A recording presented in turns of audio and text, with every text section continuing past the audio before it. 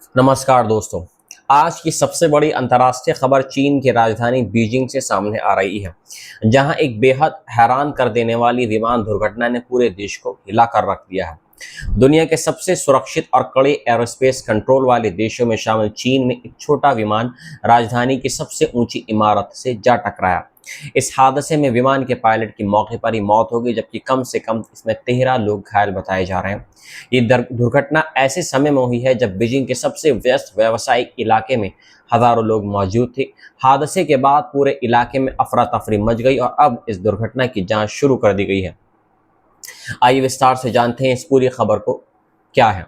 दोस्तों, यह हादसा शुक्रवार शाम लगभग 5:55 पर हुआ। चीन के बीजिंग शहर के चाओयांग इलाके में उड़ान भर रहा एक 2 सीटों वाला छोटा स्पोर्ट्स विमान अचानक नियंत्रण खो बैठा और सीधे शहर के सबसे प्रसिद्ध गगनचुंबी इमारत CITIC टावर यानी चाइना चून से टकरा गया। टक्कर इतनी जोरदार थी कि इमारत के शीशे टूट गए और ऊपरी हिस्से में बड़ा छेद हो गया। दुर्घटना के तुरंत बाद आसपास मौजूद लोगों में भगदड़ मच गई और बड़ी संख्या में पुलिस, दमकल विभाग और मेडिकल टीमें मौके पर पहुंच गई। चीनी अधिकारियों ने अगले दिन आधिकारिक बयान जारी करते हुए बताया कि विमान में केवल एक ही व्यक्ति मौजूद था और उसका पायलट था। हादसे में उसकी मौके पर ही मौत हो गई। इसके अलावा इमारत और आसपास मौजूद 13 लोग इसमें घायल हो गए जो आसपास मौजूद थे, जिन्हें तुरंत अस्पताल पहुंचाया गया है। फिलहाल सभी घायलों का इलाज जारी है, लेकिन अधिकारियों ने अभी तक इसकी विस्तृत जानकारी सार्वजनिक नहीं की है। जिस इमारत से ये विमान टकरा, ये कोई साधारण इमारत नहीं बल्कि बीजिंग की सबसे ऊंची और सबसे पहचान वाली इमारत है। CITIC टावर, जिसे चाइना चूंग के नाम से भी जाना जाता है, कुल 108 मंजिलों वाली गगनचुंबी इमारत है, जिसकी ऊंचाई लगभग 528 मीटर यानी करीब 1700 फीट से भी अधिक है।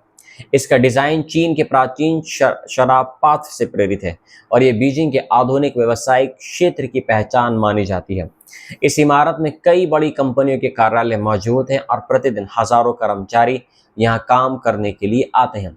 फ्लाइट ट्रैकिंग सेवा फ्लाइट राइडर 24 के अनुसार दुर्घटनाग्रस्त विमान सनवर्ल्ड एसएस 60L अरोरा मॉडल का था। ये एक हल्का स्पोर्ट्स विमान था जिसका इस्तेमाल मुख्य रूप से परीक्षण, निजी उड़ानों और पर्यटन के लिए किया जाता था।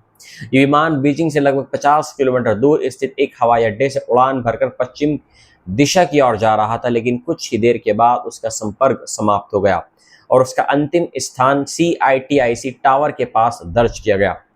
देखने वालों के अनुसार दुर्घटना के समय एक जोरदार धमाके की आवाज सुनाई गई। लोग जब बाहर निकले तो उन्होंने देखा कि इमारत के एक हिस्से से धुआं निकल रहा है और नीचे छोटे विमान का मलबा बिखरा हुआ है। कुछ लोगों ने इस घटना के वीडियो भी बनाए जो बाद में सोशल मीडिया पर तेजी से वायरल होने लगे। हालांकि चीन के इंटरनेट प्लेटफॉर्म पर इन वीडियो और पोस्ट को कुछ ही समय में हटा दिया गया। समाचार एजेंसी AP द्वारा जारी तस्वीरों में साफ दिखाई दिया गया है कि इमारत के कांच वाले हिस्से में बड़ा छेद हो गया, जिसे बाद में अस्थायी रूप से ढक दिया गया। सुरक्षा एजेंसियों ने पूरे इलाके को घेर लिया और किसी भी आम व्यक्ति को वहां जाने की अनुमति नहीं दी गई। सबसे बड़ा सवाल यह है कि आखिर यह दुर्घटना कैसे हुई। चीन में हवाई क्षेत्र पर बेहद कड़ा कंट्रोल रहता है। राजधानी बीजिंग में ड्रोन उड़ाने तक पर कई इलाकों में प्रतिबंध है। ऐसे में एक छोटा विमान शहर के बीचों बीच पहुंचकर सबसे ऊंची इमारत से कैसे टकरा गया, ये जांच का सबसे महत्वपूर्ण विषय बन गया है। अधिकारियों ने कहा कि अभी दुर्घटना के कारणों का पता नहीं चल पाया है। जानकार ब्लैक बॉक्स उड़ान रिकॉर्ड और तकनीकी जानकारी की जांच कर रहे हैं।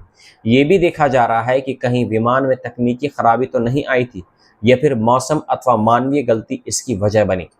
फिलहाल ये भी स्पष्ट नहीं किया गया है कि घायल हुए सभी लोग इमारत के अंदर मौजूद थे या फिर विमान के मलबे की चपेट में आने से घायल हुए। जांच एजेंसियों द्वारा इस पहलू की भी जांच चल रही है। दोस्तों, इस घटना का एक और महत्वपूर्ण पहलू इसकी लोकेशन है। CITIC टावर चीन के सर्वोच्च राजनीतिक सत्ता के केंद्र जोंग नानहाई से मात्र लगभग 20 मिनट की दूरी पर स्थित है। यही वह परिसर है जहां चीन के शीर्ष नेता और सरकार के महत्वपूर्ण कार्यालय मौजूद हैं। इसके अलावा ये इमारत विश्व प्रसिद्ध फॉरबिडन सिटी से भी केवल 15 मिनट की दूरी पर है, जहां हर साल लाखों पर्यटक पहुंचते हैं। इसलिए सुरक्षा एजेंसियां इस हादसे को बेहद गंभीरता से ले रही हैं। सोशल मीडिया पर वायरल तस्वीरों में विमान का टूटा हुआ हिस्सा भी दिखाई दिया है, जिस पर रजिस्ट्रेशन नंबर का कुछ भाग नजर आया है। बाद में फ्लाइट ट्रैकिंग डेटा से पुष्टि हुई कि विमान का पूरा रजिस्ट्रेशन नंबर B12PP था। ये विमान शुआंग्यू जर्नल एविएशन नाम की कंपनी द्वारा संचालित किया जा रहा था। ये कंपनी निजी पायलट परीक्षण, हवाई पर्यटन और अन्य विमानन सेवाएं उपलब्ध कराती है।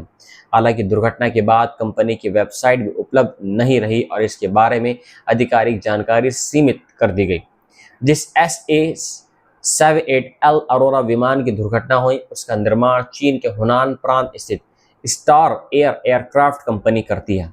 कंपनी के अनुसार ये विमान चीन के हल्के स्पोर्ट्स विमान बाजार का 70% से अधिक हिस्सा कवर करती है और इसे ऑस्ट्रेलिया तथा अमेरिका सहित कई देशों में भी निर्यात किया जाता है।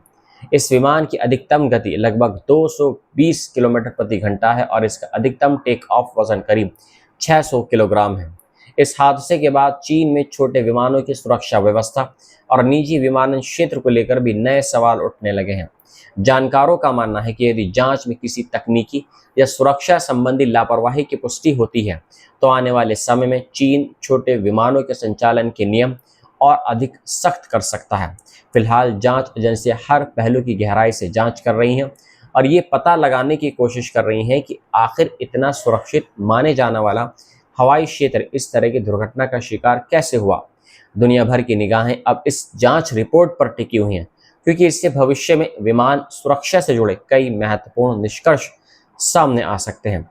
फिलहाल इस बड़ी खबर में इतना ही। ऐसे ही देश और दुनिया की हर बड़ी और विश्वसनीय खबर सबसे पहले पाने के लिए हमारे चैनल को सब्सक्राइब करें, वीडियो को लाइक करें।